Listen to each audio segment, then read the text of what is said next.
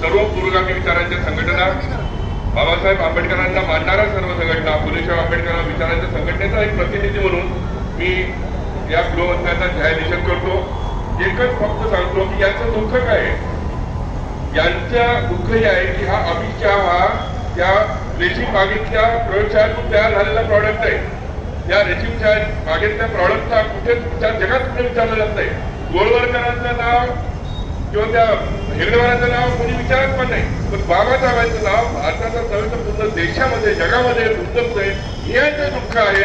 आणि म्हणून अतिशय किळसवाल्या टोनमध्ये, अगदी किळसवाल्याच्या अशा टोनमध्ये ते आंबेडकरांचं त्यांनी हे केलं म्हणजे एका क्रिमिनल, एका तडीपार माणसाकडून यापेक्षा आणखी काय तुम्ही अपेक्षा करू शकता. अशा नालायक गृहमंत्र्यांचा आम्ही न्यायाधीश करतो. आणि यानंतर अशा प्रकारच्या कुठलाही गृहमंत्र्यांनी जर केलं तर त्याला जशा आपण प्रतिसाद दिला पाहिजे असं आवाहन करतो आणि चालतो.